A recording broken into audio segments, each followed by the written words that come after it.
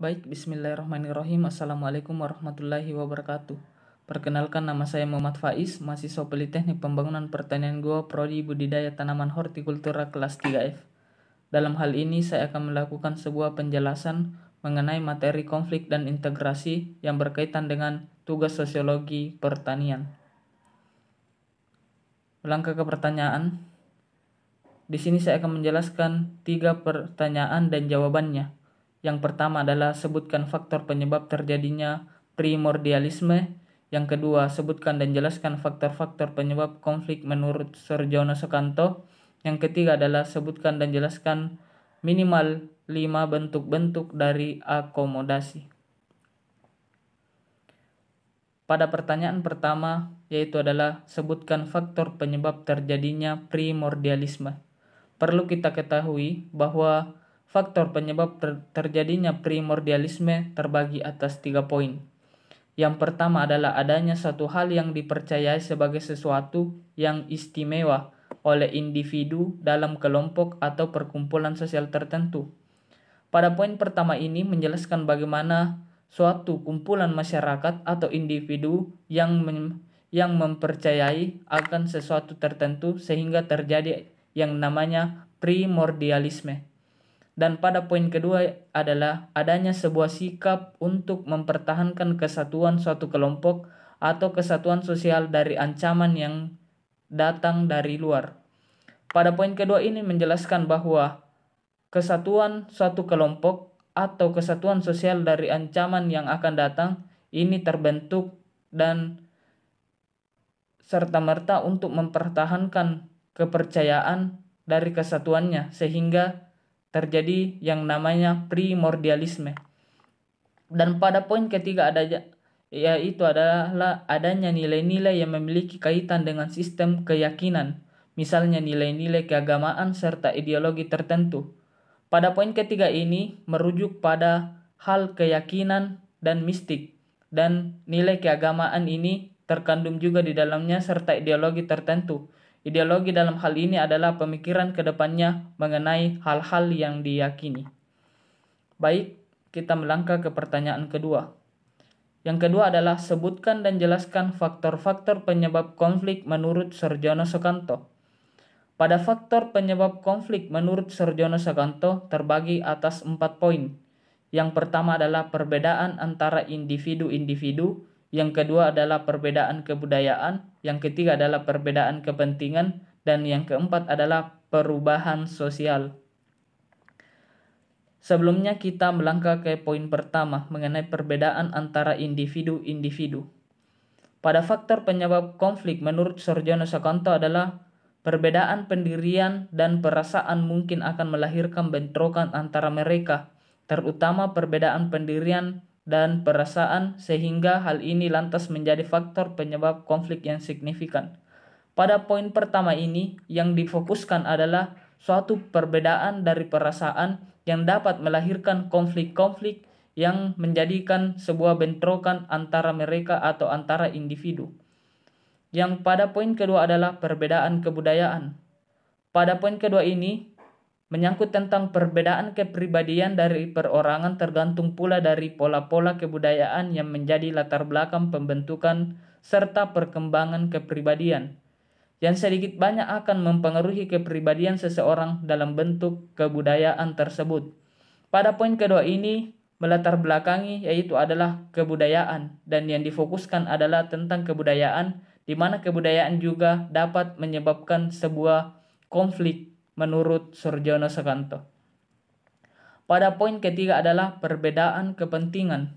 Pada poin ketiga ini, perbedaan kepentingan juga dibahas antar individu maupun kelompok, merupakan sumber lain dari pertentangan baik kepentingan ekonomi, politik, dan sebagainya. Dan poin ketiga ini menjelaskan antara kepentingan antara individu, karena kepentingan antar individu sangat-sangat besar atau sangat besar pengaruhnya untuk menyebabkan sebuah konflik, karena pada kepentingan individu ini dapat melibatkan semua hal, baik itu kepentingan ekonomi, politik, dan sebagainya, sehingga terjadi yang namanya persaingan. Dan pada poin keempat tentang faktor-faktor penyebab konflik menurut Surjono Sukanto adalah perubahan sosial. di mana perubahan sosial yang berlangsung dengan cepat untuk sementara waktu akan mengubah nilai-nilai yang ada dalam masyarakat yang dapat menyebabkan munculnya golongan-golongan yang berbeda pendiriannya. Dalam hal perubahan sosial ini, di garis belakangnya adalah tentang penyebab munculnya yang dapat mengubah nilai-nilai kebudayaan masyarakat dan golongan-golongan yang berbeda pendiriannya, sehingga pada golongan yang berbeda pendiriannya akan menyebabkan yang namanya konflik. Dan ini pendapat dari Soerjono Sukanto. Selanjutnya kita melangkah ke pertanyaan ketiga mengenai sebutkan dan jelaskan minimal bentuk-bentuk dari akomodasi. Dan yang saya dapatkan mengenai bentuk-bentuk dari akomodasi itu terbagi atas 6 poin. Yang pertama adalah koerasi. Koerasi adalah bentuk akomodasi yang pelaksanaannya dengan menggunakan paksaan, ancaman, tekanan, maupun kekerasan.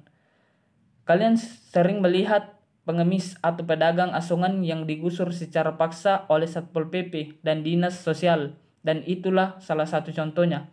Maksudnya di sini, koerasi adalah suatu sifat akomodasi yang melakukan yang namanya pemaksaan.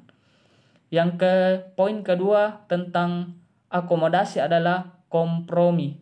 Kompromi adalah bentuk usaha dalam meredakan masalah yang terjadi antara dua belah pihak melalui pengurangan tuntutan. Dalam hal pengurangan tuntutan adalah kita dapat mengurangi tuntutan melalui kompromi, yaitu dengan memperjelas apa kesalahan kita dan memaafkannya apa yang telah dilakukannya.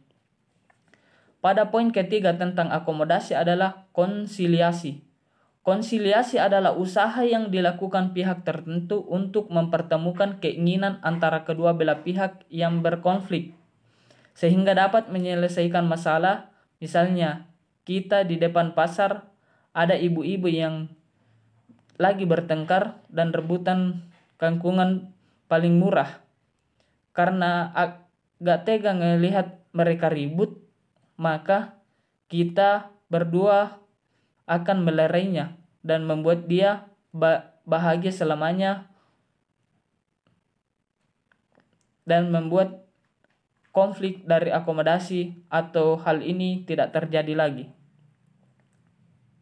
Dan lanjutan jawaban nomor 3 pada poin ketiga, yaitu arbitrasi. Arbitrasi terjadi ketika pihak ketiga membantu meredakan pertentangan yang memiliki kedudukan lebih tinggi dan dapat memberikan keputusan yang mengikat pihak-pihak yang berkonflik. Dan contohnya itu adalah guru BK memberi hukuman kepada kedua murid yang bertengkar. Yang keempat adalah mediasi. Mediasi adalah bentuk akomodasi yang dilakukan oleh pihak ketiga dan bersifat netral. Jadi keputusan akhir tetap dikembalikan kepada kedua pihak yang berkonflik. Contohnya, Pak RT memberikan nasihat kepada tetangga yang bertengkar. Dalam hal ini, mediasi dilakukan untuk meredakan sebuah amarah dari kedua belah pihak sehingga terjadi yang namanya perdamaian. Dan ini adalah contoh akomodasi yang paling baik. Yang terakhir adalah adjudikasi. Adjudikasi adalah merupakan sebuah proses penyelesaian masalah melalui meja hijau atau jalur hukum.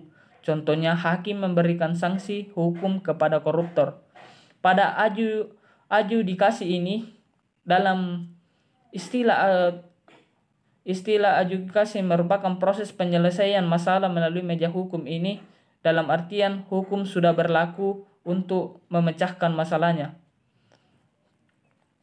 Dan mungkin sekian dari penjelasan dari saya mengenai integrasi yang merupakan tugas mata kuliah Sosiologi Pertanian.